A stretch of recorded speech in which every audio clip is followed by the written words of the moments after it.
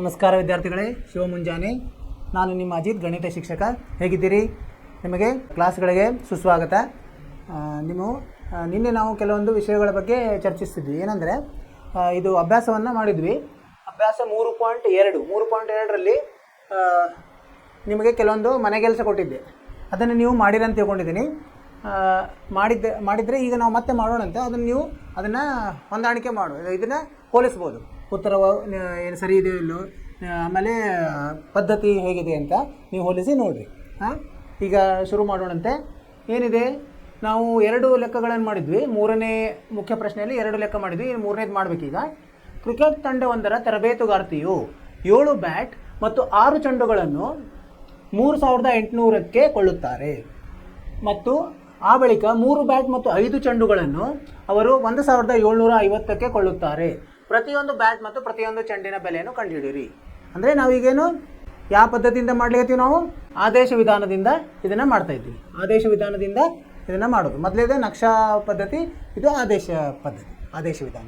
ಅಂದರೆ ಒಂದು ಚರಾಕ್ಷರದ ಬೆಲೆಯನ್ನು ಇನ್ನೊಂದು ಚರಾಕ್ಷರದಲ್ಲಿ ಆದೇಶಿಸುವುದು ಅಷ್ಟೇ. ಈಗ ಲೆಕ್ಕವನ್ನು ಬರ್ಕೊಂಡಂತೆ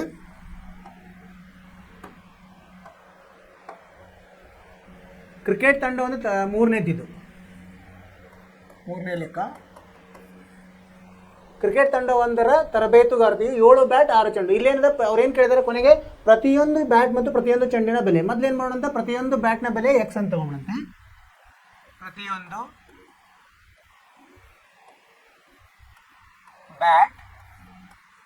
ಬ್ಯಾಟ್ನ ಬೆಲೆ ಎಕ್ಸ್ ಇರಲಿ ಮತ್ತು ಪ್ರತಿಯೊಂದು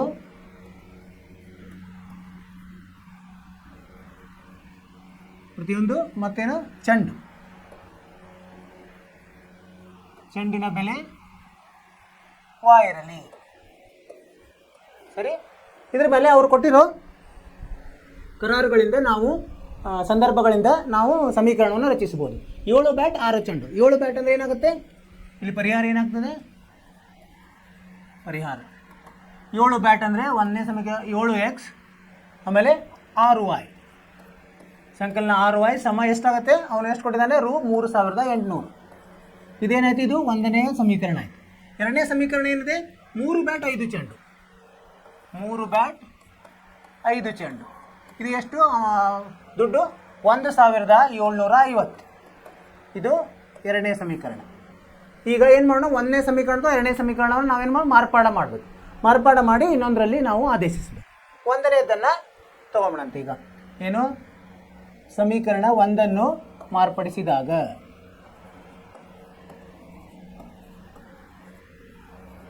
ಏನಾಗ್ತದೆ, ಎಕ್ಸ್ ಸಮ 3800 ಮೈನಸ್ 6y ಭಾಗಲಬ್ಧ 7 ಆಗ್ತದೆ. ಇದಕ್ಕೆ ನಾವು 3 ಅಂತ ಹೇಳೋಣ. 3 ಈ 3ನ್ನು 2ರಲ್ಲಿ ಆದೇಶಿಸಿದಾಗ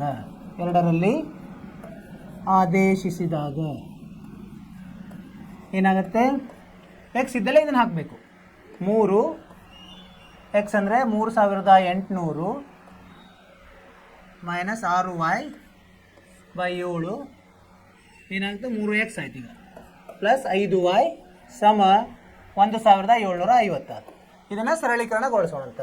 ಈಗೇನೈತಿ, ಈಗ 3 ಮತ್ತು 3800 ಇದನ್ನು ಸರಳೀಕರಣಗೊಳಿಸಿದ್ರೆ ಏನಾಗುತ್ತೆ, ಗುಣಿಸೋಣಂತೆ. ಈಗ 3 0 0 3 0 0 3 8 24 2 3 3 9 2 11,400 ಮೈನಸ್ 18y.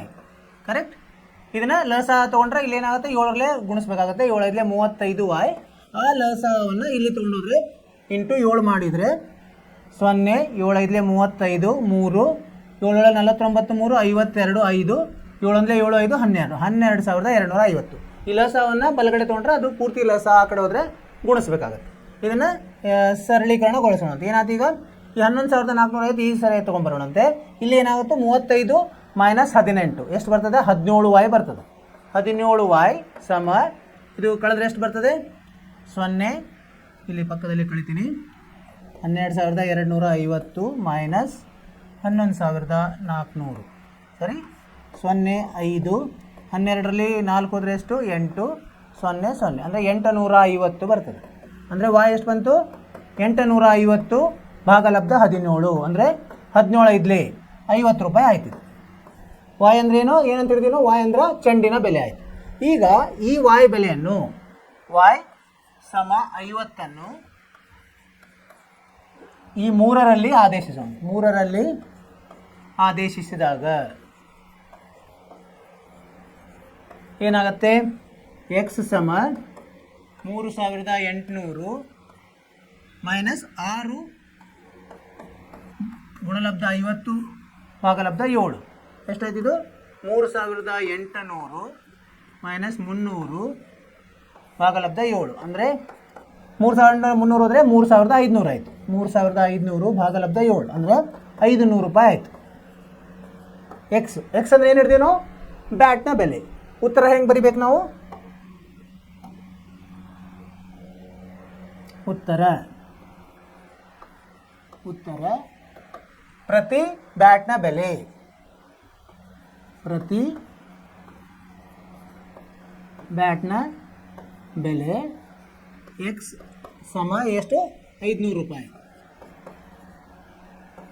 ಆಮೇಲೆ ಪ್ರತಿ ಚೆಂಡಿನ ಬೆಲೆ ಎಷ್ಟು? y ಎಷ್ಟು ಬರುತ್ತೆ? 50 ರೂಪಾಯಿ. ಇದು ಉತ್ತರ ನಮ್ಮದು. ಈ ಥರ ನಾವು ಉತ್ತರವನ್ನು ಬರೀಬೇಕು ಕೊನೆಯಲ್ಲಿ. ಅರ್ಥವಾಯಿತು? ಏನು ಮಾಡಿದ್ವಿ ನಾವು? ಮೊದಲೇ ಅವರು ವಾಕ್ಯದಲ್ಲಿ ಕೊಟ್ಟಿದ್ದಾರೆ. ವಾಕ್ಯವನ್ನು ಸಮೀಕರಣದಲ್ಲಿ ಮೊದಲು ನಾವು ಅದನ್ನು ತಂದ್ವಿ. ಆ ಸಮೀಕರಣದಲ್ಲಿ ಒಂದನ್ನು ಮಾರ್ಪಡಿಸಿ ಎಕ್ಸನ್ನು ವಾಯ್ದಲ್ಲಿ ಹೇಳಿದ್ವಿ. ಈ ಎಕ್ಸ್ ಬಂದಿದೆಯಲ್ಲ, ಇದಕ್ಕೆ 3 ಅಂತ ಹೆಸರು ಕೊಟ್ಟು ಈ 3ಅನ್ನು ಎರಡನೇ ಸಮೀಕರಣದಲ್ಲಿ ನಾವೇನು ಆದೇಶಿಸಿದ್ವಿ. ಎರಡನೇ ಸಮೀಕರಣ ಆದೇಶಿಸಿದಾಗ ಏನು ಸಿಕ್ತು ನಮಗೆ? ವಾಯ್ ಅಂದ್ರೇನು? ಅದೇ ಏನಂತ ಹೇಳಿದ್ವಿ ನಾವು? ಚೆಂಡಿನ ಬೆಲೆ ಅಂತ ಹೇಳಿದ್ವಿ. ಈ ವಾಯ್ ಬೆಲೆಯನ್ನು 3ನೇದರಲ್ಲಿ ಆದೇಶಿಸಿದಾಗ ನಮಗೆ ಎಕ್ಸ್ ಬೆಲೆ ಬಂತು, ಅದು ಬ್ಯಾಟ್ನ ಬೆಲೆ. ಸೊ ಹೀಗಾಗಿ ಈ ಥರ ನಾವು ಮಾಡಿದ್ವಿ. ಸರಳವಾಗಿದೆ. ನಿಮ್ಮದು ಉತ್ತರ ಇದೇ ಬಂದಿದೆ ಅಂತ ತಿಳ್ಕೊಂಡಿದ್ದೀನಿ. ಇದರಿಂದ ನಾವು ಮುಂದಿನ ಪ್ರಶ್ನೆಗೆ ಹೋಗೋಣ ಅಂತ. ಮುಂದಿನ ಪ್ರಶ್ನೆ ಯಾವುದು? 4ನೇ ಪ್ರಶ್ನೆ. 4ನೇ ಪ್ರಶ್ನೆ ಏನಿದೆ? ಒಂದು ನಗರದಲ್ಲಿ ಟ್ಯಾಕ್ಸಿ ಬಾಡಿಗೆಯು 2 ಭಾಗಗಳಿಂದ ಕೂಡಿದೆ. ಮೊದಲನೇ ನಿಗದಿತ ಬಾಡಿಗೆ ಮತ್ತು ಎರಡನೆಯದು ಚಲಿಸಿದ ದೂರಕ್ಕೆ ಅನುಗುಣವಾಗಿ ಬಾಡಿಗೆ. ಒಂದು ಫಿಕ್ಸ್ ಅಂದರೆ ಇದು ನಿಗದಿತ, ಇಷ್ಟು ಕೊಡಲೇಬೇಕು ನೀವು ಎಷ್ಟು ಹೋದ್ರೂ. ಅದಾದಮೇಲೆ ಎಷ್ಟು ಕಿಲೋಮೀಟರ್ ಹೋಗಿರ್ತದೆ ಅದ್ರ ಮೇಲೆ ಕೊಡ್ತಾ ಹೋಗ್ಬೇಕು. ಎರಡನೆಯದು ಚಲಿಸಿದ ದೂರಕ್ಕೆ ಅನುಗುಣವಾಗಿ ಬಾಡಿಗೆ. ಇವೆರಡನ್ನು ಸೇರಿಸಿ ಒಟ್ಟು ಬಾಡಿಗೆ ಅಂತ ಹೇಳ್ತೀವಿ. ಒಟ್ಟು ಬಾಡಿಗೆ 10 ಕಿಲೋಮೀಟರ್ ಪ್ರಯಾಣಕ್ಕೆ ಎಷ್ಟು ಕೊಟ್ಟಿದ್ದೀವಿ ನಾವು? 105 ರೂಪಾಯಿ ಕೊಟ್ಟಿದ್ದೀವಿ.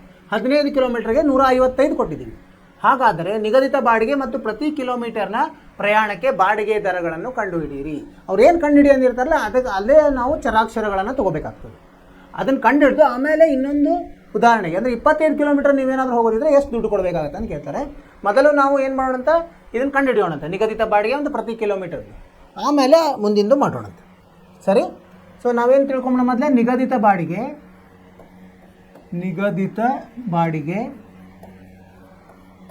ಎಕ್ಸ್ ರೂ ಇರಲಿ, ಸರಿನಾ? ಆಮೇಲೆ ಪ್ರತಿ ಕಿಲೋಮೀಟರ್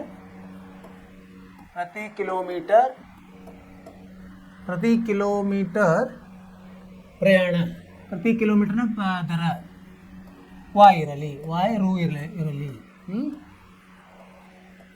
ಈಗ ಸಮೀಕರಣವನ್ನು ರಚಿಸಬೇಕು ನಾವು. ಏನಾಯ್ತು ಈಗ? 10 ಕಿಲೋಮೀಟರ್ ಅಂದರೆ ಒಂದು ಪರಿಹಾರ ಬರೆಯೋಣಂತಿಲ್ಲಿ.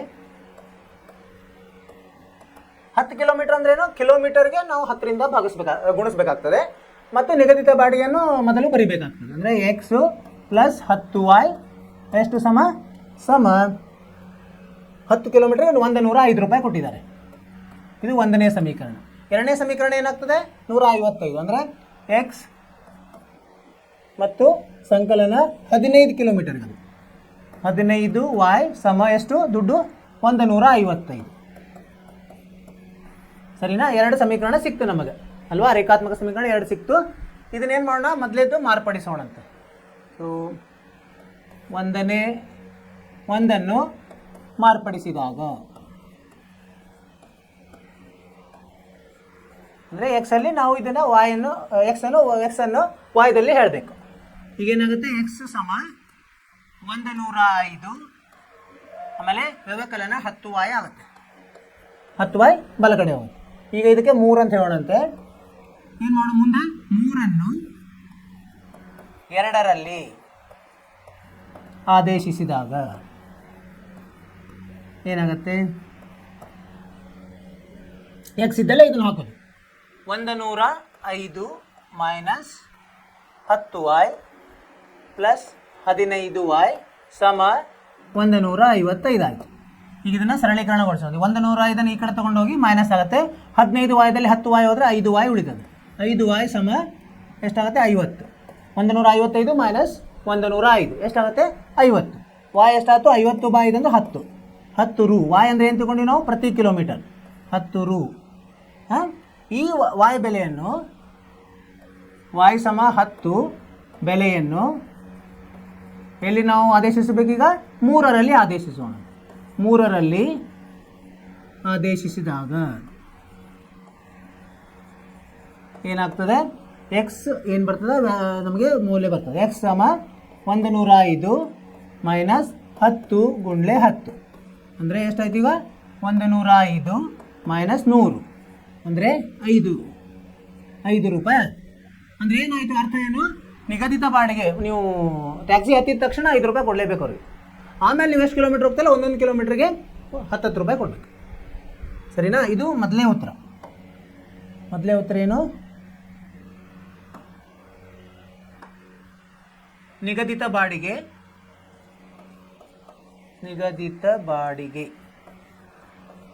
ಏನಂತ ಹಿಡಿದಿದ್ದು ನಾವು? ಎಕ್ಸ್ ಅಂತ ಹಿಡಿದ್ವಿ. ಎಕ್ಸ್ ಸಮ 5 ರೂಪಾಯಿ ಆಯಿತು. ಸರಿ. ಆಮೇಲೆ ಪ್ರತಿ ಕಿಲೋಮೀಟರ್ ದರ, ಪ್ರತಿ ಕಿಲೋಮೀಟರ್ ದರ ಇದನ್ನೇನಂತ ಹಿಡಿದ್ವಿ ನಾವು? ವಾಯ್ ಅಂತ ಹಿಡಿದ್ವಿ. ಇದು ಎಷ್ಟಾಯಿತು? 10 ರೂಪಾಯಿ. ಸರಿ. ಈಗ ಅವ್ರು ಏನು ಹೇಳಿದ್ರೆ 25 ಕಿಲೋಮೀಟರ್ ಹೋದರೆ ಎಷ್ಟಾಗತ್ತೆ ಅಂತ ಕೇಳಿದ್ದಾರೆ. ಅದನ್ನು ನೋಡೋಣ ಅಂತೀವಿ. ಈಗ ಇದು 4ರಲ್ಲಿ ಇದು 1ನೇ ಪ್ರಶ್ನೆ. ಇಲ್ಲಿ 2ನೇದು ಏನು ಕೇಳಿದ್ದಾರೆ? ಇದರಲ್ಲಿ ಎ, ಇದು ಎ, ಇದು ಬಿ. ಏನು ಕೇಳಿದ್ದಾರೆ? 25 ಕಿಲೋಮೀಟ್ರಿಗೆ ಏನಾಯಿತು? 25 ಕಿಲೋಮೀಟರ್. ಇಲ್ಲಿ ಸಮೀಕರಣ ಏನು ಬರ್ತದೆ? ನಿಗದಿತ ಬಾಡಿಗೆ ಅಂಕರ್ ಬೇಕೇ ಬೇಕು, ಎಕ್ಸ್. ಆಮೇಲೆ ಪ್ರತಿ ಕಿಲೋಮೀಟರ್ಗೆ 25y. ಇದಕ್ಕೆ ಎಷ್ಟು ಅಂತ ನಾವೇ ಕಂಡುಹಿಡಿಬೇಕೀಗ. ಈ ಎಕ್ಸ್ ಗೊತ್ತಿದೆಯಲ್ಲ ನಮಗೆ. ಏನು ಬರ್ತದೆ? 5 ಪ್ಲಸ್ 25 ಗುಣಲಬ್ಧ 10. ಎಷ್ಟು ಬಂದಿದ್ದು? 5 ಪ್ಲಸ್ 250 ಸಮ 255 ರೂಪಾಯಿ ಕೊಡಬೇಕು. ನೀವು 25 ಕಿಲೋಮೀಟರ್ ಹೋದರೆ 255 ರೂಪಾಯಿ ಕೊಡಬೇಕು. ಉತ್ತರ ಬರೆಯೋಣ. 25 ಕಿಲೋಮೀಟರ್ ಪ್ರಯಾಣಿಸಿದರೆ, 25 ಕಿಲೋಮೀಟರ್ ದೂರ ಪ್ರಯಾಣಿಸಿದರೆ, ದೂರವನ್ನು ಪ್ರಯಾಣಿಸಿದರೆ ಎಷ್ಟು ಕೊಡಬೇಕು? ಪ್ರಯಾಣಿಸಿದರೆ ಎಷ್ಟು ಕೊಡಬೇಕು? 255 ರು ಬಾಡಿಗೆ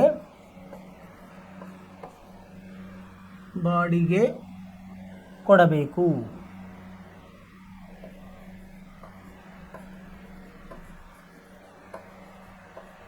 ಸರಿನಾ? ಇದು ಹೀಗೆ ನೀವು ಬರೀಬೇಕು ಉತ್ತರ, ಕೊನೆಯ ಉತ್ತರ ಈ ಥರ ಮಾಡೋದು. ಏನೇನು ಕೊಟ್ಟಿದ್ರು ಅವರು? ಮೊದಲು 2 ಸಂದರ್ಭಗಳನ್ನು ಕೊಟ್ಟಿದ್ದರು. ಅಂದರೆ 105 ರೂಪಾಯಿ ಎಷ್ಟು ಕೊಟ್ಟಿದ್ದಾರೆ ಅವರು? 10 ಕಿಲೋಮೀಟ್ರಿಗೆ. ಇನ್ನೊಂದು 155 ರೂಪಾಯಿ 15 ಕಿಲೋಮೀಟ್ರಿಗೆ. ಅವೆರಡ ಸಂದರ್ಭಗಳನ್ನು ಉಪಯೋಗಿಸಿ ನಾವು 2 ಸಮೀಕರಣಗಳನ್ನು ಮಾಡ್ಕೊಂಡ್ವಿ. ಆ ಸಮೀಕರಣದಲ್ಲಿ ನಾವು ನಿಗದಿತ ಬಾಡಿಗೆ ಎಕ್ಸ್ ಅಂತ ತಿಳ್ಕೊಂಡ್ವಿ, ಪ್ರತಿ ಕಿಲೋಮೀಟರ್ ದರ ವಾಯ್ ಅಂತ ತಿಳ್ಕೊಂಡ್ವಿ. ಸೊ ಅವೆರಡು ಸಮೀಕರಣ ಆದೇಶ ವಿಧಾನದಿಂದ ನಾವು ಬಿಡಿಸಿ ಏನು ಮಾಡಿದ್ವಿ? ಎಕ್ಸ್ ಮತ್ತು ವಾಯ್ ಕಂಡು ಹಿಡಿದ್ವಿ. ನಿಗದಿತ ಬಾಡಿಗೆ ಒಂದು ಪ್ರತಿ ಕಿಲೋಮೀಟರ್ ದರ ಸಿಕ್ತು ನಮಗೆ. ಇದನ್ನು 25 ಕಿಲೋಮೀಟರ್ ಓಡಿದಾಗ ಏನು ಅಲ್ಲೊಂದು ಇದು ಬರ್ತದೆ ನಮಗೇನು, 2 ಚರಾಕ್ಷರಗಳ ಏನು ಬರ್ತದೆ? ಬಹುಪದೋಕ್ತಿ ಬರ್ತದೆ. ಅದರಲ್ಲಿ ಇದು ಸಮೀಕರಣ ಅಲ್ಲ, ಬಹುಪದೋಕ್ತಿ. ಯಾಕಂದರೆ ಈಗ ಏನೋ ಸಮ ಏನೂ ಇಲ್ಲ, ಹೀಗಾಗಿ ಇದು ಬಹುಪದೋಕ್ತಿ ಅಂತ ತೊಗೋಬೋದು ನಾವು. ಇದನ್ನು ಅದರಲ್ಲಿ ನಾವು ಎಕ್ಸ್ ಮತ್ತು ವಾಯನ್ನು ಆದೇಶಿಸಿದಾಗ ನಮಗೆ ಎಷ್ಟು ದುಡ್ಡು ಕೊಡಬೇಕಂತ ಗೊತ್ತಾ? ಈ ಥರ ಮಾಡೋದು. ನೀವು ನಿಮ್ಮದು ಉತ್ತರ ಇದೇ ಬಂದಿದೆ ಅಂತ ತಿಳ್ಕೊಂಡಿದ್ದೀನಿ. ಸರಿ, ಈ ವಿಚಾರದಿಂದ ನಾವು ಮುಂದಿನ ಪ್ರಶ್ನೆಗೆ ಹೋಗೋಣ. ಅದು 5ನೇ ಪ್ರಶ್ನೆ. ಒಂದು ಭಿನ್ನ ರಾಶಿಯ ಅಂಶ ಮತ್ತು ಛೇದಕ್ಕೆರಡು ಎರಡನ್ನು ಸೇರಿಸಿದರೆ ಆ ಭಿನ್ನ ರಾಶಿಯು 9/11 ಆಗುತ್ತದೆ. ಅದೇ ಅಂಶ ಮತ್ತು ಛೇದಗಳೆರಡಕ್ಕೂ 3 ಸೇರಿಸಿದರೆ ಅದು 5, ಮೇಲೆ 5 ಇರುತ್ತೆ, ಕೆಳಗೆ 6 ಆಗುತ್ತೆ. ಆ ಭಿನ್ನ ರಾಶಿಯನ್ನು ಕಂಡುಹಿಡಿಯಿರಿ. ಭಿನ್ನ ರಾಶಿ ಅಂದ್ರೇನು? ಮೇಲೆ ಏನಿರ್ತದೆ? ಅಂಶ ಇರ್ತದೆ, ಕೆಳಗೆ ಛೇದ ಇರ್ತದೆ. ಅದನ್ನ ಮೊದಲೇ ನಮ್ಗೆ ಗೊತ್ತಿರಬೇಕು ಅಲ್ವಾ? ಇದು ಎಷ್ಟನೇದ್ದು? 5ನೇದ್ದು. ಭಿನ್ನರಾಶಿ ಕಲ್ತಿದ್ದೀರಿ ನೀವು. ಏನು ಮೇಲಿಂದು ಅಂಶ ಕೆಳಗಿಂದು ಛೇದ. ಈಗೇನು ಮಾಡೋಣ ಅಂತ ನಾವು ಅಂಶವನ್ನು ಎಕ್ಸ್ ಅಂತ ತೊಗೊಂಡಂತ ಛೇದವನ್ನು ವಾಯ್ ಅಂತ ತೊಗೊಂಡು. ಸರಿ, ಎರಡೂ ಗೊತ್ತಿಲ್ಲ ನಮಗೆ. ಈಗ ಏನೇನು ಸಂದರ್ಭ ಇದೆ ನೋಡ್ರಿ. ಒಂದು ಭಿನ್ನರಾಶಿ ಅಂಶ ಮತ್ತು ಛೇದಕ್ಕೆರಡೂ ಎರಡನ್ನು ಸೇರಿಸಿದರೆ ಏನಾಗುತ್ತೆ ನೋಡಿ. ಎರಡನ್ನು ಸೇರಿಸೋದಂದೇನು? ಎಕ್ಸ್ ಸಂಕಲನ 2 ಭಾಗಲಬ್ಧ ವಾಯ್ ಸಂಕಲನ 2 ಸಮ ಎಷ್ಟಾಗುತ್ತೆ? 9 ಭಾಗಲಬ್ಧ 11 ಆಗುತ್ತೆ. ಇದು ಒಂದನೇದು. ಎರಡನೇದು ಏನಾಗುತ್ತೆ? 3 ಸೇರಿಸಿದರೆ ಎಕ್ಸ್ ಸಂಕಲನ 3 ಭಾಗಲಬ್ಧ ವಾಯ್ ಸಂಕಲನ 3 ಏನಾಗುತ್ತೆ? ಇದು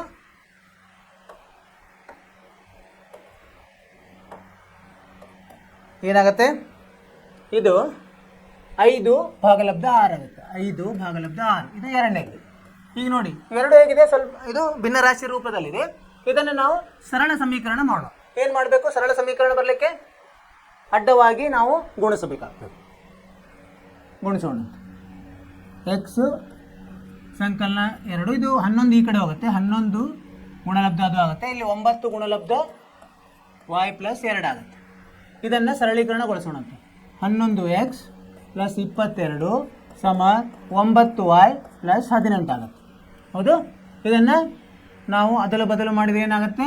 11x 9y ಈ ಕಡೆ ಬಂದರೆ ಋಣ 9y, ಇದು 18 ಈ ಕಡೆ ಬಂದರೆ ಋಣ ಆಗ್ತದೆ. 22 18 ಹೋದರೆ 4 ಉಳಿತು ಪ್ಲಸ್ 4 ಸಮ 0. ಇದು 1 ಆಯಿತು. ಒಂದನೇ ನೋಡಿ, ಈಗ ಸರಳ ಆಯ್ತಲ್ಲ ಇದು ಸಮೀಕರಣ. ನಮಗೆ ಮುಂದೆ ಲೆಕ್ಕ ಮಾಡಲಿಕ್ಕೆ ಸರಳ ಆಗ್ತದೆ. ಈಗ ಇದನ್ನು ನೋಡೋಣ. ಇದನ್ನು ಹಾಗೆ ಮಾಡೋಣಂತೆ. 6 ಗುಣಲಬ್ಧ ಎಕ್ಸ್ ಸಂಕಲನ 3 ಸಮ 5 ಗುಣಲಬ್ಧ ವಾಯ್ ಸಂಕಲನ 3 ಆಗುತ್ತೆ. ಇದನ್ನು ಬಿಡಿಸಿದಾಗ 6x ಪ್ಲಸ್ 18 ಸಮ 5y ಪ್ಲಸ್ 15 ಆಗ್ತದೆ. ಇದನ್ನು ಎಲ್ಲನೂ ಎಡಗಡೆಗೆ ತೊಗೊಂಡು ಹೋಗೋಣಂತೆ. 6x ಮೈನಸ್ 5y ಪ್ಲಸ್ 3 ಆಯಿತು ಸಮ 0. ಇದು ನಮ್ಮದು ಎರಡನೇದಿದೆ. ಇದು ಇದು ಬರೆದಿದ್ದೀವಿ ನಾವು. ಇದು 3 4 ಅಂತಲೂ ಬರ್ಕೋಬೋದು.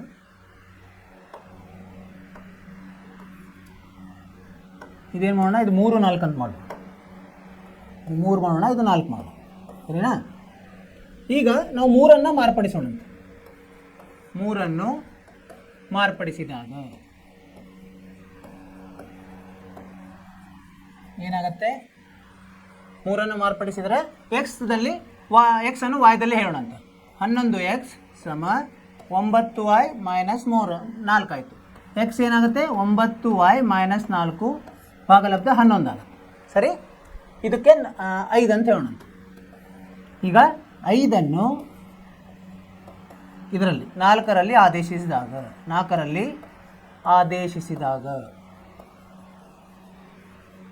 ಸರಿ ಏನಾಗುತ್ತೆ? ಈಗ ಎಕ್ಸ್ ಇದ್ದಲ್ಲಿ ಇದನ್ನು ಹಾಕೋದು. 6 ಅಂಶದಲ್ಲಿ 9y minus 4 by 11 minus 5y plus 3 ಸಮ 0.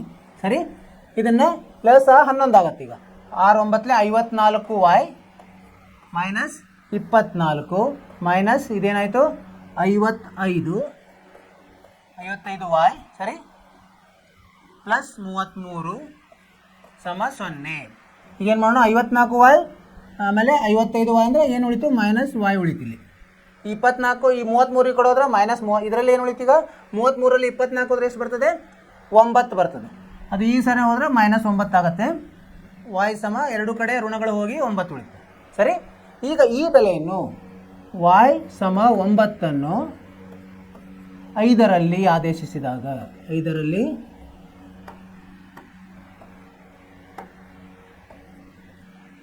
ಆದೇಶಿಸಿದಾಗ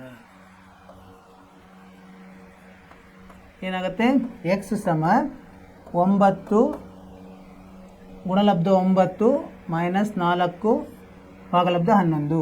ಇದೇನಾಯಿತು? 9 9 81ರಾಗ 4 ಹೋದರೆ ಎಷ್ಟು ಬರ್ತದೆ?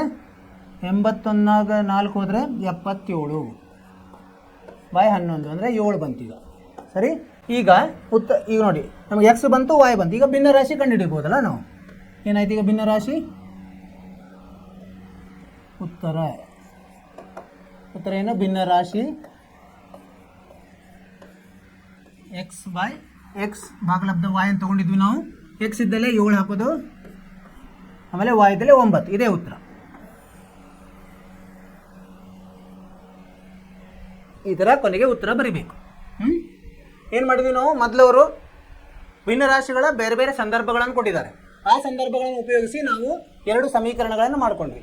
ಆ ಸಮೀಕರಣಗಳು ಭಿನ್ನರಾಶಿಯಲ್ಲಿ ಇರೋದ್ರಿಂದ ಅವನ್ನ ಸರಳೀಕರಣಗೊಳಿಸಿ ನಾವು ರೇಖಾತ್ಮಕವಾಗಿ ಮೂಲ ರೂಪದಲ್ಲಿ ಆ ಸಮೀಕರಣಗಳನ್ನು ಮಾಡಿಕೊಂಡು ಆದೇಶ ವಿಧಾನದಿಂದ ನಾವೇನು ಮಾಡಿದ್ವಿ, ಅಂಶ ಮತ್ತು ಛೇದವನ್ನು ಕಂಡುಹಿಡಿದ್ವಿ. ಅಂಶವನ್ನು ಎಕ್ಸ್ ಅಂತ ಹಿಡಿದ್ವಿ, ಛೇದವನ್ನು ವಾಯ್ ಅಂತ ಹಿಡಿದ್ವಿ. ಅವೆರಡೂ ಕಂಡುಹಿಡಿದು ಕೊನೆಗೆ ಭಿನ್ನರಾಶಿಯಲ್ಲಿ ಅವನ್ನು ಆದೇಶಿಸಿದಾಗ ನಮಗೆ ಭಿನ್ನರಾಶಿ 7 ಭಾಗಲಬ್ಧ 9 ಬಂತು. ಇದು ಉತ್ತರ 7, 9 ಅಂಶ. ಅರ್ಥವಾಯಿತು ವಿದ್ಯಾರ್ಥಿಗಳೇ? ನಿಮಗೂ ಇದೇ ಥರ ಉತ್ತರ ಬಂದಿದೆ ಅಲ್ವಾ? Very good. ಈಗ ಮುಂದಿನ ಪ್ರಶ್ನೆಗೆ ಹೋಗೋಣಂತೆ. ಏನಿದೆ ಮುಂದಿನ ಪ್ರಶ್ನೆ? 6ನೇ ಪ್ರಶ್ನೆ. 5 ವರ್ಷಗಳ ಬಳಿಕ ಜೇಕಬರ ವಯಸ್ಸು ಅವರ ಮಗನ ವಯಸ್ಸಿನ 3ರಷ್ಟಾಗುತ್ತದೆ. ಎಷ್ಟು? 5 ವರ್ಷಗಳ ಬಳಿಕ. 5 ವರ್ಷಗಳ ಹಿಂದೆ ಜೇಕಬರ ವಯಸ್ಸು ಅವರ ಮಗನ ವಯಸ್ಸಿನ 7ರಷ್ಟಿತ್ತು. ಅವರಿಬ್ಬರ ಈಗಿನ ವಯಸ್ಸು ಅಂದರೆ ಈಗಿನ ವಯಸ್ಸನ್ನು ಮೂಲ ತಗೊಂಡು ನಾವು ಹಿಂದೆ ಮುಂದೆ ಮಾಡ್ಕೋಬೇಕು. ಇದಕ್ಕೆ ಚರಾಕ್ಷರಗಳನ್ನು ಕೊಡೋಣಂತೆ. 6ನೇ ಲೆಕ್ಕ ಏನಂತ ಬರೋಣಂತೆ? ಜೇಕಬರ ಈಗಿನ ವಯಸ್ಸು, ಜೇಕಬರ ಈಗಿನ ವಯಸ್ಸು ಏನಂತ ಹೇಳೋಣ ನಾವು? ಎಕ್ಸ್ ಇರಲಿ. ಆಮೇಲೆ ಅವರ ಮಗನ ವಯಸ್ಸು, ಅವರ ಮಗನ ವಯಸ್ಸು ಎಷ್ಟಿರಲಿ? ವಾಯ್ ಇರಲಿ. ಸರಿ, ಎಕ್ಸ್ ಮತ್ತು ವಾಯ್ ಅಂತ ತಿಳ್ಕೊಳ್ಳೋಣ. ಇದರಿಂದ ನಾವು ಪರಿಹಾರವನ್ನು ಕಂಡುಹಿಡಿಯೋಣ. ಪರಿಹಾರ ಮೊದಲನೇದು ಏನು ಸಂದರ್ಭ ಏನು ಹೇಳಿದ್ರೆ 5 ವರ್ಷಗಳ ಬಳಿಕ. ಬಳಿಕ ಅಂದ್ರೆ ಮುಂದೆ. ಮುಂದೆ ಅಂದರೆ ಸಂಕಲನ 5 ಮಾಡಬೇಕು ಇಬ್ಬರಿಗೂ. 5 ವರ್ಷಗಳ ಬಳಿಕ, 5 ವರ್ಷಗಳ ಬಳಿಕ ಏನಾಗತ್ತೆ? ಜೇಕಬರ ವಯಸ್ಸು ಎಕ್ಸ್ ಪ್ಲಸ್ 5 ಆಗತ್ತೆ. ಇದು ಎದಕ್ಕೆ ಸಮ ಅಂತ ಹೇಳಿದಾರೆ ಅವರು? ಮಗನ ವಯಸ್ಸಿನ 3ರಷ್ಟು ಅಂದರೆ 3 ಗುಣಲಬ್ಧ ಮಗಂದು ಎಷ್ಟು ಇರುತ್ತೆ? ವಾಯ್ ಪ್ಲಸ್ 5 ಇರುತ್ತೆ. ಸರಿ, ಇದು 5 ವರ್ಷಗಳ ಬಳಿಕ. ಇನ್ನೊಂದು ಕೊಟ್ಟಿದ್ದಾರೆ. ಏನು ಕೊಟ್ಟಿದ್ದಾರೆ? 3 ವರ್ಷಗಳ ಹಿಂದೆ. 5 ವರ್ಷಗಳ ಹಿಂದೆ. ಇದು 5 ವರ್ಷಗಳ ಬಳಿಕ, ಇದು 5 ವರ್ಷಗಳ ಹಿಂದೆ. 5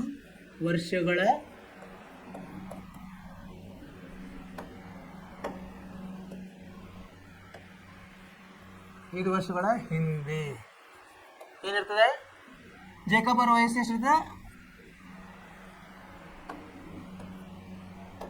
ಎಕ್ಸ್ ವ್ಯವಕಲನ 5 ಇರ್ತದೆ.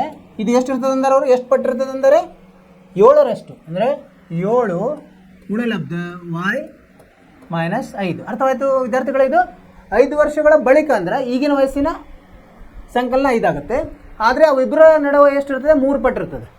ಆಮೇಲೆ 5 ವರ್ಷಗಳ ಹಿಂದೆ ಜೇಕಬರ ವಯಸ್ಸು ಎಕ್ಸ್ ಮೈನಸ್ 5 ಇರ್ತದೆ. ಅವ್ರ ಮಗನ ವಯಸ್ಸು ವಾಯ್ ಮೈನಸ್ 5 ಇರ್ತದೆ. ಅದು 7ರಷ್ಟಿದೆ ಅಂತ ಹೇಳಿದ್ದಾರೆ. ಈ ಥರ 2 ನಮಗೆ ಸಂದರ್ಭಗಳು ಬಂದು ಇದನ್ನು ಸರಳೀಕರಣಗೊಳಿಸಿದರೆ ನಮಗೆ 2 ಸಮೀಕರಣಗಳು ಬರ್ತದೆ. ಇಲ್ಲೇನಾಯ್ತು ಈಗ? ಎಕ್ಸ್ ಪ್ಲಸ್ 5 ಸಮ 3y ಪ್ಲಸ್ 15 ಬಂತು. ಇದನ್ನು ಆ ಕಡೆ ತೊಗೊಂಡ್ರೆ, ಇಲ್ಲಾಂದ್ರೆ ಇದು ಇಲ್ಲೇ ವಾಯ್ ಇಲ್ಲೇ ಇರಲಿ. ಎಕ್ಸ್ ಸಮ 3y ಪ್ಲಸ್ 10 ಆಯ್ತು. ಸರಿ, ಇದಕ್ಕೆ ನಾವು 1 ಅನ್ನೋಣ. ಎರಡನೇದು ಏನಂತ ಇದೆ? ಇದನ್ನು ಸರಳೀಕರಣ ಮಾಡೋಣ. X minus 5 is equal to 7y minus 35 ಆಯ್ತು. ಇವೆಲ್ಲ ಈ ಕಡೆ ತೊಗೊಂಡು ಬಂದರೆ ಏನಾಗುತ್ತೆ? ಎಕ್ಸ್ ಮೈನಸ್ 7y ಪ್ಲಸ್ 30 ಸಮ 0 ಆಗ್ತದೆ. ಇದಕ್ಕೆ ಏನಂತ ನೋಡುತ್ತೆ? 2 ಅನ್ನೋಣ. ಸರಿ, ಇಲ್ಲ ನೋಡಿ. ಎಕ್ಸ್ 7y ಬಲಗಡೆಯಿಂದ ಎಡಗಡೆ ಬಂದರೆ ಮೈನಸ್ ಆಗುತ್ತೆ. ಆಮೇಲೆ 35 ಆ ಕಡೆ ಬಂದರೆ ಇದು ಆಗುತ್ತೆ, ಧನ ಆಗುತ್ತೆ. ಋಣ 5ರಲ್ಲಿ ಅದನ್ನು ಕೂಡಿಸಿದರೆ 30 ಸಿಗ್ತದೆ. ಈಗೇನು ಮಾಡೋಂಥ? ಒಂದನ್ನು 2ರಲ್ಲಿ ಆದೇಶಿಸಿದಾಗ ಏನಾಯ್ತು? ಈಗ ಎಕ್ಸ್ ಇದ್ದಲ್ಲೇ ಇದನ್ನು ಹಾಕೋಣಂತ. 3y plus 10 minus 7y plus 30 ಸಮ 0. ಈಗ 3y ಮೈನಸ್ 7y ಅಂದರೆ ಏನಾಯ್ತು? ಮೈನಸ್ 4y ಆಯಿತು. ಈಗ 30 ಪ್ಲಸ್ 10 40, ಬಲಗಡೆ ಬಂದರೆ ಮೈನಸ್ 40 ಆಗುತ್ತೆ. y ಏನಾಗುತ್ತೆ? 40 ಋಣ ಹೋಗಿ 40/4 ಆಗಿ 10 ವರ್ಷ. 10 ವರ್ಷ. ಯಾರ್ದಿದು 10 ವರ್ಷ? ಅವರ ಮಗನ ವಯಸ್ಸು. ಈಗ ಈ 10 ಏನು ಮಾಡೋಣ, y ಸಮ 10 ಒಂದರಲ್ಲಿ ಆದೇಶಿಸಿದಾಗ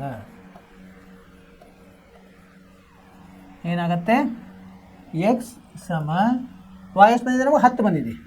3 ಗುಣಲಬ್ಧ 10 ಪ್ಲಸ್ 10 ಎಷ್ಟು ಬಂದಿದ್ದು, 30 ಪ್ಲಸ್ 10 ಸಮ 40 ವರ್ಷ. ಅಂದರೆ ಎಕ್ಸ್ ಮತ್ತು y ಏನು ಹಿಡಿದಿದ್ವಿ ನಾವು, ಎಕ್ಸ್ ಅಂದರೆ ಜೇಕಬ್ಬರ ಈಗಿನ ವಯಸ್ಸು ಅಂತ ಹೇಳಿದ್ವಿ, ಮಗನ ವಯಸ್ಸು y ಅಂತ ಹೇಳಿದ್ವಿ, ಅದು 10 ವರ್ಷ. ಉತ್ತರ ಬರೆಯೋಣ ಅಂತೀಗ, ಆಮೇಲೆ ಅದನ್ನು ತಾಳೆ ನೋಡೋಣ ಅಂತ ಸರಿ ಇದೆ ಏನಂತ. ಉತ್ತರ ಜೇಕಬ್ರ ಈಗಿನ ವಯಸ್ಸು ಇದೇ ಕೇಳಿದ್ದಾರೆ ಅವರು. ಈಗಿನ ವಯಸ್ಸು ಎಷ್ಟು ಏನಂತ ಹೇಳಿದ್ವಿ ನಾವು, ಜೇಕಬ್ರ ಈಗಿನ ಎಕ್ಸ್ ಎಷ್ಟು ಸಮ 40 ವರ್ಷ.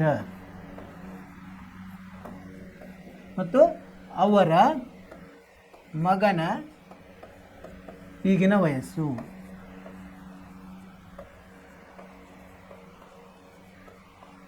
y 10 ವರ್ಷ. ಈಗ ನೋಡಿ ಇದು ಉತ್ತರ ಬಂತು. ಇದನ್ನ ಬೇಕಾದ್ರೆ ಇಲ್ಲಿ ತಾಳೆ ನೋಡೋಣ ಅಂತ. 5 ವರ್ಷಗಳ ಬಳಿಕ ಏನಾಗುತ್ತೆ, ಇವ್ರದ್ದು 40 ಇರೋದು 45 ಆಗುತ್ತೆ, 10 ಇರೋದು 15 ಆಗ್ತದೆ, 3 ಪಟ್ಟು ಆಯಿತು, ಇದು ಸರಿ ಹೋಯ್ತು. ಮತ್ತು 5 ವರ್ಷಗಳ ಹಿಂದೆ ಏನಾಗುತ್ತೆ, 40 ಇರೋದು ಏನಾಗುತ್ತೆ 35 ಆಗ್ತದೆ, 10 ಇರೋದು ಏನಾಗುತ್ತೆ, 10 ಇರೋದು 5 ವರ್ಷಗಳ ಹಿಂದೆ 5 ಆಗ್ತದೆ, 7 ಪಟ್ಟು, 5 7 30. ಹೀಗಾಗಿ ಉತ್ತರ ಸರಿಯಾಗಿದೆ. ಏನು ಮಾಡಿದ್ವಿ ನಾವು, ಅವರು 2 ಸಂದರ್ಭಗಳನ್ನು ಕೊಟ್ಟಾರೆ, 5 ವರ್ಷಗಳ ಬಳಿಕ 5 ವರ್ಷಗಳ ಹಿಂದೆ. ಅವೆರಡನ್ನು ಉಪಯೋಗಿಸಿ ನಾವೇನು ಮಾಡಿದ್ವಿ, 2 ಸಮೀಕರಣಗಳನ್ನು ತೊಗೊಂಡ್ವಿ. ಇಲ್ಲಿ ಜೇಕಬರ್ ವಯಸ್ಸು ಎಕ್ಸ್ ಅಂತ ಹಿಡ್ಕೊಂಡಿದ್ವಿ, ಅವ್ರ ಮಗನ ವಯಸ್ಸು y ಅಂತ ಹಿಡ್ಕೊಂಡಿದ್ವಿ. ಅಲ್ಲಿ ಸಮೀಕರಣ ಬಂದು ಎಕ್ಸ್ ಮತ್ತು y ಅಲ್ಲಿ 2 ಸಮೀಕರಣಗಳು. ಆ ಸಮೀಕರಣಗಳನ್ನು ಏನು ಮಾಡಿದ್ವಿ, ಒಂದನೇದನ್ನು ಮಾರ್ಪಡಿಸಿದ್ವಿ ನಾವು ಅಲ್ವಾ. ಒಂದನೇದನ್ನು ಮಾರ್ಪಡಿಸಿ ಅದನ್ನು ಎರಡನೇದರಲ್ಲಿ ಆದೇಶಿಸಿ ನಮಗೇನು ಬಂತು, y ಬಂತು. ಆ y ಬೆಲೆಯನ್ನು ಮತ್ತೆ ನಾವು ಒಂದರಲ್ಲಿ ಆದೇಶಿಸಿದಾಗ ನಮಗೆ ಎಕ್ಸ್ ಬೆಲೆ ಬಂತು. ಜೇಕಬರ ಈಗಿನ ವಯಸ್ಸು, ಅವರ ಮಗನ ಈಗಿನ ವಯಸ್ಸು, ಇದು ಉತ್ತರ. ನಿಮಗೂ ಇದೇ ಥರ ಉತ್ತರ ಬಂದಿದೆ ಅಂತ ತಿಳ್ಕೊಂಡಿದ್ದೀನಿ. ನೀವು ಸರಿಯಾಗಿ ಮಾಡಿರ್ತೀರಿ. ಏನಾದರೂ ನಿಮಗೆ ಸಮಸ್ಯೆ ಇದ್ದರೆ ಇದರಲ್ಲಿ ತಿದ್ದುಪಡಿ ಮಾಡಿಬಿಡಿ. ಸರಿನಾ? Very good. ಇಲ್ಲಿಗೇನಾಯಿತು, 3.2 ಇದು ಮುಗೀತು. ಈಗಿಲ್ಲ ಏನು ಅಭ್ಯಾಸ. ಈಗ ಇನ್ನೊಂದು ಹೊಸ ವಿಧಾನವನ್ನು ನೋಡ್ತೀವಿ. ಮೊದಲಿಗೆ ನಾವೇನು ಕಲ್ತೀವಿ, ನಕ್ಷಾ ವಿಧಾನದಿಂದ, ಅಂದರೆ ನಕ್ಷೆಯನ್ನು ರಚಿಸಿ ನಾವು ಎಲ್ಲಿ ಸೇರ್ತವೆ ಅದೇ ಬಿಂದುವನ್ನು ನಾವು ಇದು ಅಂತ ಹೇಳಿದ್ವಿ, ಏನು ಪರಿಹಾರ ಅಂತ ಹೇಳಿದ್ವಿ. ಆಮೇಲೆ ಆದೇಶ ವಿಧಾನನೂ ಈಗ ಮಾಡಿದ್ವಿ. ಸೊ ಇದಕ್ಕಿಂತ ಸರಳವಾಗಿರೋದು ಇನ್ನೊಂದಿದೆ, ವರ್ಜಿಸುವ ವಿಧಾನ. ಅದು ತುಂಬ ಸರಳ. ವರ್ಜಿಸುವ ಅಂದರೆ ಒಂದೊಂದು ತೆಗೆದು ಬಿಡೋದು ನಾವು. ಯಾವುದು, ಒಂದು ಚರಾಕ್ಷರವನ್ನು ವರ್ಜಿಸೋದು ಅಂದರೆ ಕ್ಯಾನ್ಸಲ್ ಮಾಡಿ ಇನ್ನೊಂದನ್ನು ಕಂಡುಹಿಡಿದು ಅದನ್ನು ಇದರಲ್ಲಿ ಆದೇಶಿಸಿದಾಗ ಯಾವುದು ವರ್ಜಿಸಿರ್ತವಲ್ಲ ಆವಾಗ ಇನ್ನೊಂದು ಸಿಗ್ತದೆ. ಈ ಥರ ಸರಳವಾಗಿದೆ. ಆ ವಿಧಾನವನ್ನು ಕಲಿಯೋಣ ಅಂತ. ವರ್ಜಿಸುವ ವಿಧಾನ.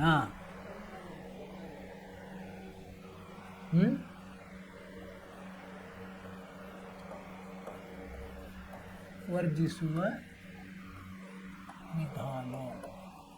ಇದರಲ್ಲಿ ಹಂತಗಳಿವೆ. ಅದರಲ್ಲಿ ಹೆಂಗೆ ಹಂತಿತ್ತು, ಇದರಲ್ಲಿನೂ ಹಂಗೆ ಹಂತಗಳಿವೆ. ಆ ಹಂತಗಳನ್ನು ನಾವು ಮಾಡ್ತಾ ಹೋದರೆ ನಮಗೆ ಉತ್ತರಗಳು ಸರಳವಾಗಿ ಸಿಗ್ತದೆ. ಇಲ್ಲೇನದೆ, ಚರಾಕ್ಷರವನ್ನು ವರ್ಜಿಸುವ ಅಂದರೆ ರದ್ದುಗೊಳಿಸೋದು, ಕ್ಯಾನ್ಸಲ್ ಮಾಡೋದು. ಮತ್ತೊಂದು ವಿಧಾನವನ್ನು ನಾವೀಗ ನೋಡೋಣ. ಇದು ಕೆಲವೊಮ್ಮೆ ಆದೇಶ ವಿಧಾನಕ್ಕಿಂತ ಹೆಚ್ಚು ಅನುಕೂಲ ಇದೆ, ಸರಳವಾಗಿದೆ. ಈ ವಿಧಾನವು ಹೇಗೆ ಕಾರ್ಯವಹಿಸುತ್ತದೆ ಅಂತ ನೋಡೋಣ. ಇಲ್ಲಿ ಒಂದು ಉದಾಹರಣೆ ಮೇಲೆ ನಾವು ಇದನ್ನು ಕಲಿಯೋಣ. ಉದಾಹರಣೆ 8. ಇಬ್ಬರು ವ್ಯಕ್ತಿಗಳ ಆದಾಯಗಳು ಅನುಪಾತ 9. ಒಬ್ರದ್ದು 9 ಇದ್ದರೆ ಇನ್ನೊಬ್ರದ್ದು 7 ಇದೆ. ಅವರ ಖರ್ಚುಗಳ ಅನುಪಾತ 4:3. ಒಬ್ಬರು 4 ಖರ್ಚು ಮಾಡಿದ್ರೆ ಇನ್ನೊಬ್ರು 3 ಖರ್ಚು ಮಾಡ್ತಾ ಇದ್ದಾರೆ. 4:3. ಪ್ರತಿಯೊಬ್ಬರ ಕೂಡ ತಿಂಗಳಿಗೆ 2,000 ಉಳಿತಾಯ ಮಾಡಿದರೆ ಅವರ ಮಾಸಿಕ ಆದಾಯವನ್ನು ಕಂಡುಹಿಡಿಯಿರಿ. ನಮಗೆ ಆದಾಯದ ಅನುಪಾತ ಕೊಟ್ಟಾರೆ. ಅವಾಗ ಏನು ಮಾಡ್ಬೇಕು ನಾವು, ಆದಾಯವನ್ನು ಇವರ ಒಬ್ಬರ ಆದಾಯ ಎಕ್ಸ್ ಅಂತ ತಗೊಳ್ಳೋದು, ಇನ್ನೊಬ್ಬರ ಆಮೇಲೆ ಅಷ್ಟು ಪಟ್ಟು. ಈಗ ಆದಾಯವನ್ನು ನಾವು ಎಕ್ಸ್ ಅಂತ ತಿಳಿದ್ರೆ ಖರ್ಚನ್ನು y ಅಂತ ತಗೋಬೋದು. ಅದರ ಮೇಲೆ ಅವ್ರು ಅನುಪಾತ ಕೊಟ್ಟಿದ್ದಾರಲ್ಲ, ಅನುಪಾತದ ಸಹಾಯದಿಂದ ನಾವು 2 ಸಮೀಕರಣ ಮಾಡ್ಬೋದು. ಈಗ ನೋಡಿ ಪರಿಹಾರ. ಇಬ್ಬರು ವ್ಯಕ್ತಿಗಳ ಆದಾಯವನ್ನು ಎಕ್ಸ್ ತೊಗೊಂಡ್ರೆ 9 ಪಟ್ಟು 7 ಪಟ್ಟು ಇದೆ ಒಬ್ಬರಿಗೊಬ್ಬರದು. ಅಂದರೆ 9x 7x ಆಗುತ್ತೆ. ಖರ್ಚುಗಳನ್ನು y ಅಂತ ತೊಗೊಂಡ್ರೆ 4y 3y ಆಗುತ್ತೆ. ಸರಿನಾ? ಈಗೇನು ಸಿಕ್ತು ನಮಗೆ, ಇವೆರಡು. ಹೇಗೆ ನಮಗೆ ಈಗ ಮಾಸಿಕ ಆದಾಯ ಅಂದ್ರೇನು, ನಮಗೇನು ಆದಾಯ ಬರ್ತದಲ್ಲ, ಮಾಸಿಕ ಆದಾಯವನ್ನು ಕಂಡುಹಿಡಿಯಿರಿ. ಅಂದರೆ ಪೂರ್ತಿ ಅದು ಆದಾಯ ಹೆಂಗೆ ಬರ್ತದೆ ನಮಗೆ 9x ನಾವು ಅಷ್ಟು ಗಳಿಸ್ತಾರೆ ಇವರು. ಆಮೇಲೆ ಒಬ್ಬರು ಇವರು ಒಂದನೇದವರು 9x ಗಳಿಸಿ 4y ಖರ್ಚು ಮಾಡಿದರೆ 2000 ಉಳಿತದೆ. ಎರಡನೇದವರು 7x ಅಷ್ಟು ಆದಾಯ ಮಾಡಿ 3y ಖರ್ಚು ಮಾಡಿದರೆ 2000 ಉಳಿತದೆ ಅಲ್ವಾ. ಇವೆರಡನ್ನು ನಾವು ಉಪಯೋಗಿಸಿ ನಾವೇನು ಮಾಡಬೇಕು, ವರ್ಜಿಸೋದು. ಹೆಂಗೆ ವರ್ಜಿಸೋದು? ಈಗ ಎರಡರಲ್ಲಿ ಯಾವುದೇ ಒಂದು ಸ್ಥಿರಾಂಕವನ್ನು ಚರಾಕ್ಷರವನ್ನು ಒಂದೇ ಥರ ಮಾಡಬೇಕು. ಇಲ್ಲಿ ನೋಡಿ ಏನು ಮಾಡಿದ್ದಾರೆ ಇವರು. ಅವಾಗ ಏನು ಮಾಡಬೇಕು, ವಾಯನ್ನು ವರ್ಜಿಸೋದಂದು ನಾವು ವಿಚಾರ ಮಾಡಿದರೆ ಏನು ಮಾಡಬೇಕು, ಎರಡು ವಾಯ್ ಒಂದೇ ಇರಬೇಕು. ಒಂದೇ ಇರಬೇಕಂದ್ರೆ ಏನು ಮಾಡಬೇಕು, 4 ಮತ್ತು 3 ಇದೆ, ಅದರದ್ದು ಲಸ ತಗೊಂಡು ಆ ಲಸವನ್ನು ಎರಡೂ ಸಮೀಕರಣಗಳಿಗೆ ಗುಣಿಸಬೇಕು. ಈಗ ಎರಡರದ್ದು ಲಸ ಏನು ಬರುತ್ತೆ, 12 ಬರ್ತದೆ. 4 ಮತ್ತು 3 ಇದಕ್ಕೆ ಗುಣಿಸಿದಾಗ ಏನು ಬಂತು ಅಂದರೆ 12 ಬಂತು. ಗುಣಿಸೋದೆಷ್ಟು, 4ಕ್ಕೆ 3 ಗುಣಿಸ್ಬೇಕು, 3ಕ್ಕೆ 4 ಗುಣಿಸಿದ್ರೆ ಅವೆರಡು 12 ಆಗುತ್ತೆ. ಎಲ್ಲ ಪದಗಳಿಗೆ ಗುಣಿಸ್ಬೇಕು. ಈಗೇನಾಗುತ್ತೆ, ಹಂತ 1 ಸಮೀಕರಣ 1ಅನ್ನು 3ರಿಂದಲೂ ಸಮೀಕರಣ 2ಅನ್ನು 4ರಿಂದಲೂ ಗುಣಿಸಿ ವಾಯ್ ಸಹಗುಣಕಗಳನ್ನು ಸಮಾನಗೊಳಿಸಿ. ಇಲ್ಲೇನು ಮಾಡ್ತಾ ಇದ್ದೀವಿ ನಾವು, ವಾಯ್ ಸಹಗುಣಕಗಳನ್ನು ಸಮಾನ ಮಾಡ್ತಾ ಇದ್ದೀವಿ. ನೋಡಿ ಏನಾಯ್ತು, ಈಗ 9 3 27 ಆಯಿತು. 9 3 27x ಮೈನಸ್ 4y ಅಂದರೆ 3 ಗುಣಿಸಿದ್ರೆ ಮೈನಸ್ 12y. 2000 ಗುಂಡ್ಲೆ 3 ಎಷ್ಟಾಗುತ್ತೆ, 6000 ಆಗ್ತದೆ. ಇದೊಂದು ಸಮೀಕರಣ ಆಯಿತು. ಇನ್ನೊಂದು ಸಮೀಕರಣ ಏನಾಗುತ್ತೆ, ಇದಕ್ಕೆ 4ರಿಂದ ಗುಣಿಸ್ಬೇಕಾಗುತ್ತೆ. ಯಾಕಂದರೆ ವಾಯನ್ನು ಒಂದೇ ಮಾಡಬೇಕು. ಈಗ 4ರಿಂದ ಗುಣಿಸಿದ್ರೆ 7 4 ಎಷ್ಟಾಯಿತು, 28. ಮತ್ತು 3 4 12. 2000 × 4 8000. ಸೊ ಈಗ ಏನಾಯ್ತು, ಈಗ ಎರಡು ಸಮೀಕರಣದಲ್ಲಿ ವಾಯ್ ಒಂದೇ ಥರ ಆಯಿತು.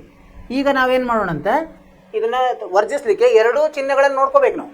ಎರಡು ಚಿಹ್ನೆಗಳು ಸೇಮ್ ಇದ್ದರೆ, ಒಂದೇ ಇದ್ದರೆ ಅದನ್ನು ಏನು ಮಾಡಬೇಕು, ನಾವು ವ್ಯವಕಲನ ಮಾಡಬೇಕು. ಒಂದು ಸಮೀಕರಣದಿಂದ ಇನ್ನೊಂದು ಸಮೀಕರಣಗಳನ್ನು ಕಳಿಬೇಕು. ಬೇರೆ ಬೇರೆ ಇದ್ದರೆ ಕೂಡಿಸ್ಬಿಟ್ರೆ ಆಯಿತು. ಕೂಡಿಸಿದ್ರೆ ಒಂದು ಧನ ಒಂದು ಋಣ ಇದ್ದರೆ ಕೂಡಿಸ್ಬಿಟ್ರೆ ಒಂದಕ್ಕೊಂದು ವರ್ಜಿಸ್ಬೋದು. ಇಲ್ಲಿ ಒಂದೇ ಇರೋದ್ರಿಂದ ಇಲ್ಲಿ ನೋಡಿ, ಇಲ್ಲಿ ಋಣ ಇದ್ರೂ ನಾವು ಕಳಿಬೇಕು, ಧನ ಇದ್ರೂ ಕಳಿಬೇಕು. ಇಲ್ಲಿ ಋಣ ಇದೆ, ಕಳಿತಾ ಇದ್ದೀವಿ. ಈಗ ಹಂತ 2 ವಾಯನ್ನು ವರ್ಜಿಸಲು ಸಮೀಕರಣ 3ಅನ್ನು ಸಮೀಕರಣ 4ರಿಂದ ಕಳೆಯಿರಿ ಅಲ್ವಾ. ಕಳೆದ್ರೆ ಏನಾಗ್ತದೆ, ಈಗ 3ಅನ್ನು 4ರಿಂದ ಅಂದರೆ ಇದನ್ನ ಮೊದಲಿಟ್ಕೋಬೇಕು. 28x - 12 ಎಡಗಡೆ ಇರೋದು ಎಡಗಡೆ ಕಳಿಬೇಕು, ಬಲಗಡೆ ಇರೋದನ್ನು ಬಲಗಡೆಯಿಂದ ಕಳಿಬೇಕು.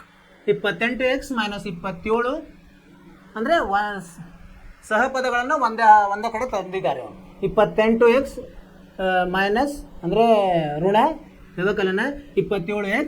ಇದು ಏನಾಯ್ತು, ಇಲ್ಲಿ ಋಣ ಒಂದೇ ಇದೆ, ಋಣ 12y ಮತ್ತು ಋಣದ್ದು ಋಣ ಅಂದರೆ ಧನ 12y ಆಗ್ತದೆ. ಇಲ್ಲಿ 8000 - 6000 ಆಯಿತು. ಇಲ್ಲೇನಾಯಿತು, ಇದು ಕ್ಯಾನ್ಸಲ್ ಆಗಿಬಿಡ್ತದೆ. 12y. ಸೊ 28xದಲ್ಲಿ 27x ಹೋದರೆ ಏನು ಉಳಿತು, ಎಕ್ಸ್ ಉಳಿತದೆ. 8000ದಲ್ಲಿ 6000 ಹೋದರೆ ಎಷ್ಟು ಬರ್ತದೆ, 2000. ಅಂದರೆ ಎಕ್ಸ್ ಬೆಲೆ 2000. ಎಕ್ಸ್ ಅಂದರೆ ಏನಂತ ತಿಳ್ಕೊಂಡಿದ್ವಿ ನಾವು, ಎಕ್ಸ್ ಅಂದರೆ ಆದಾಯ.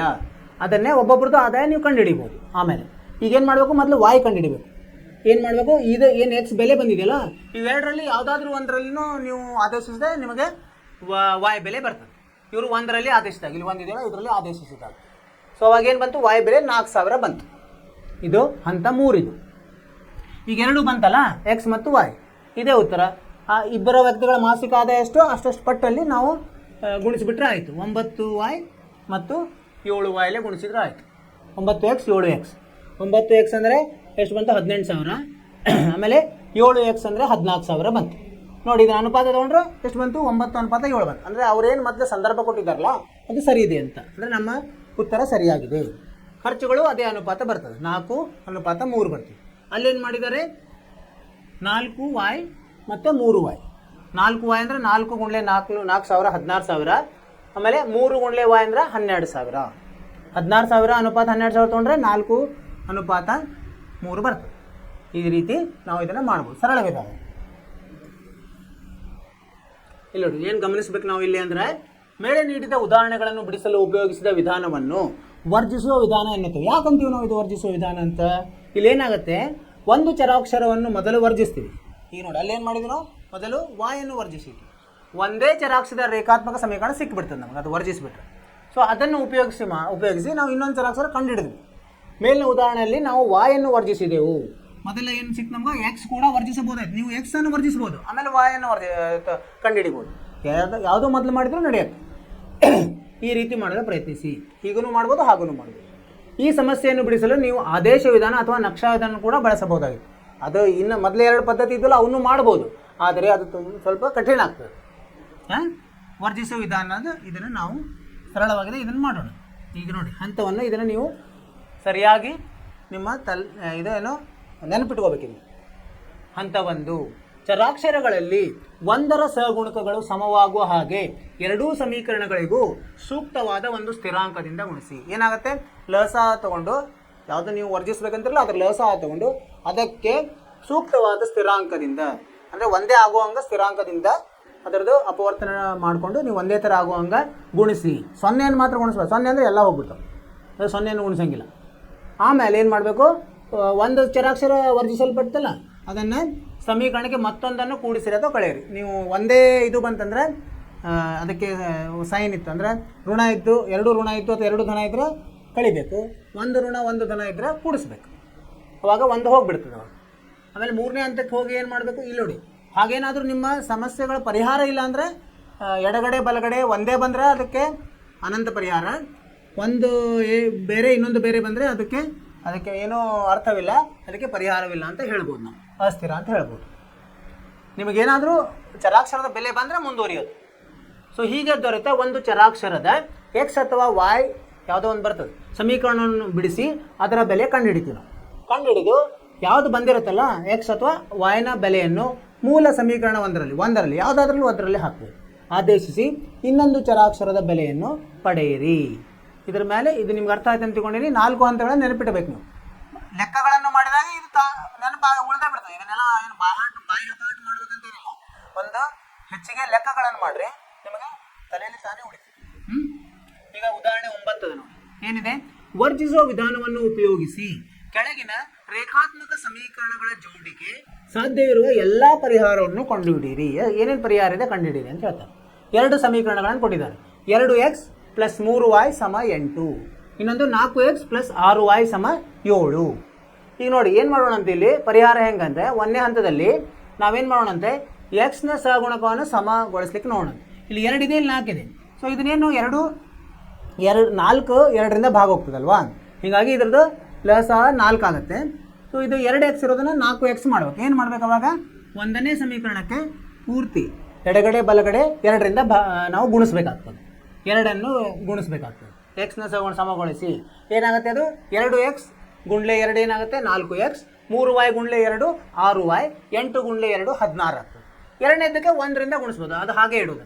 4x + 6y = 7. ಈಗ ನೋಡಿ ಇಲ್ಲೇನಾಯಿತು, ಎಕ್ಸ್ ಏನಿದೆಯಲ್ಲ ಚರಾಕ್ಷ ಸೇಮ್ ಆಯಿತು.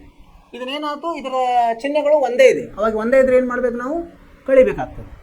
ಇಲ್ಲ ನೋಡ್ರಿ, ಹಂತ 2 ಸಮೀಕರಣ 3ರಿಂದ 4 ಕಳೆದು ಅಥವಾ 4ರಿಂದ 3 ಯಾವುದಾದ್ರೂ ಕಳಿಬೋದು, ನಿಮ್ಮ ಉತ್ತರ ಎಲ್ಲ ಒಂದೇ ಬರ್ತದೆ.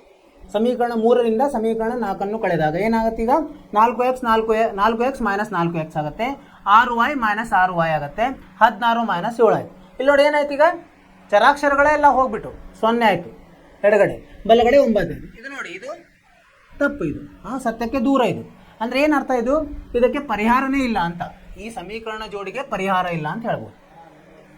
ಇದೊಂದು ಅಸಂಬದ್ಧ ಹೇಳಿಕೆ. ಆದ್ದರಿಂದ ಸಮೀಕರಣಗಳ ಜೋಡಿಗೆ ಪರಿಹಾರವಿಲ್ಲ, ಪರಿಹಾರ ಇಲ್ಲಿದೆ. ಅರ್ಥವಾಯಿತು ವಿದ್ಯಾರ್ಥಿಗಳೇ? ಇಂಥವು ಬರ್ತವೆ ಲೆಕ್ಕ, ನೀವು ಅದನ್ನು ಮತ್ತೊಮ್ಮೆ ನೋಡಿ. ನಾವು ಮಾಡೋದು ತಪ್ಪಾಗಿನೂ ಹಿಂಗೆ ಬರ್ತಿರ್ತದೆ. ಸೊ ಅದು ಇನ್ನೊಮ್ಮೆ ನೋಡಿ, ಅದು 2ನೇ ಸಲ ನೀವು ಸರಿಯಾಗಿ ನೋಡಿದ ಮೇಲೆ ಹಾಗೇನೆ ಬಂತಂದರೆ ಅದಕ್ಕೆ ಪರಿಹಾರ ಇಲ್ಲ ಅಂತ ಬರಿಬೇಕು. ಇನ್ನೊಂದು ಉದಾಹರಣೆ ಇದೆ ನೋಡಿ, 10ನೇ ಉದಾಹರಣೆ. 2 ಅಂಕೆಗಳ ಒಂದು ಸಂಖ್ಯೆಗೆ, 2 ಅಂಕೆ ಅಂದ್ರೇನು, 2 ಸ್ಥಾನ ಇರ್ತದೆ, ಒಂದು ಬಿಡಿ ಸ್ಥಾನ 10ರ ಸ್ಥಾನ. 2 ಅಂಕೆಗಳ ಒಂದು ಸಂಖ್ಯೆಗೆ ಅದರ ಅಂಕೆಗಳನ್ನು ಪರಸ್ಪರ ಬದಲಾಯಿಸಿದಾಗ ಸಿಗುವ ಇನ್ನೊಂದು ಸಂಖ್ಯೆಯನ್ನು ಕೂಡಿದಾಗ ದೊರೆಯುವ ಮೊತ್ತ 66. ಈಗ ನಮಗೇನಂತ ಗೊತ್ತಿಲ್ಲ, ಅದು ಅಂಕೆ ಏನದಂತ ಗೊತ್ತಿಲ್ಲ, ಸಂಖ್ಯೆ ಏನದಂತ ಗೊತ್ತಿಲ್ಲ.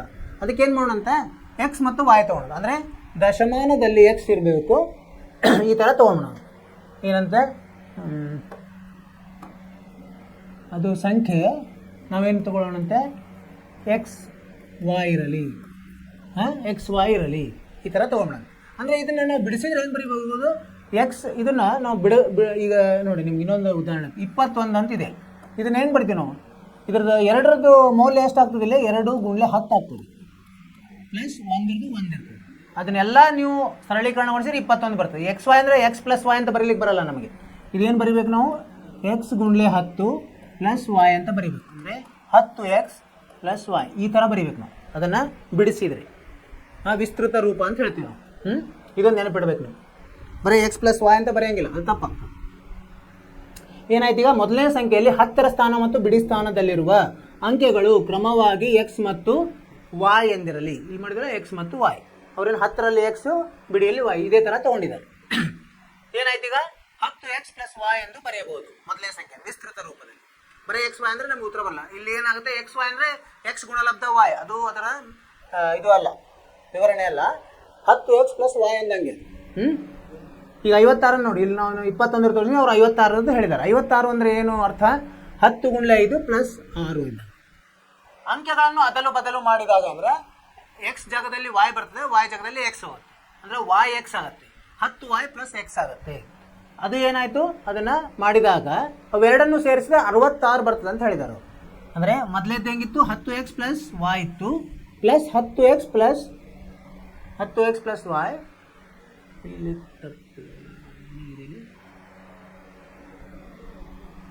ಇಲ್ಲಿ 10y ಪ್ಲಸ್ ಇದು ಆಗ್ಬೇಕಾಗಿತ್ತು, ಎಕ್ಸ್ ಆಗ್ಬೇಕಾಗಿತ್ತು. ಇಲ್ಲಿ ನೋಡಿ ಏನಾಗಿದೆ, ಅದು ಇಲ್ಲಿ ತಪ್ಪಿದೆ.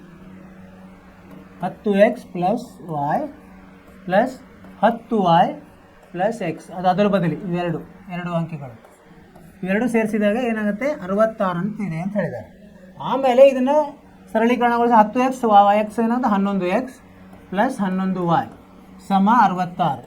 ಇಲ್ಲೇನಿದೆ ಎಲ್ಲದರಲ್ಲಿ 11 ಇಂದ ಭಾಗಿಸಿದಾಗ, ಇದೆಲ್ಲದಕ್ಕೂ 11ರಲ್ಲೇ ಭಾಗಿಸಿದ್ರೆ ಏನು ಬರುತ್ತೆ, ಎಕ್ಸ್ ಪ್ಲಸ್ ಇದು ವೈ ಸಮ 66 ಆಗುತ್ತೆ. ಇದು ಒಂದು ಸಮೀಕರಣ ಇದೆ. ಸರಿ, ಇಲ್ಲಿ ಬಂದಿದೆ ನಾವು, ಇಲ್ಲಿ ಸರಿ ಬರೆದಾಗೆ ಈ ಇದು ಹಂತವನ್ನು ಸರಿ ಬರೆದ, ಇಲ್ಲಿ ತಪ್ಪಾಗಿದೆ, ಈ ಹಂತ ಸರಿಯಾಗಿದೆ. ಅಡ್ಡಿ. ಅವ್ರು ಇನ್ನೊಂದು ಹೇಳಿದ್ದಾರೆ, ಅದನ್ನು ವ್ಯತ್ಯಾಸ ತೊಗೊಂಡ್ರೆ ಏನಾಗುತ್ತೆ 2 ಆಗಿರುತ್ತೆ. ವ್ಯತ್ಯಾಸವನ್ನು ಮಾಡಿದ್ದಾರೆ ಅಂದರೆ ಎಕ್ಸ್ ಮೈನಸ್ ವೈ ಸಮ 2 ಆಗ್ತದೆ. ಅಂದರೆ ಹೆಂಗಿದು,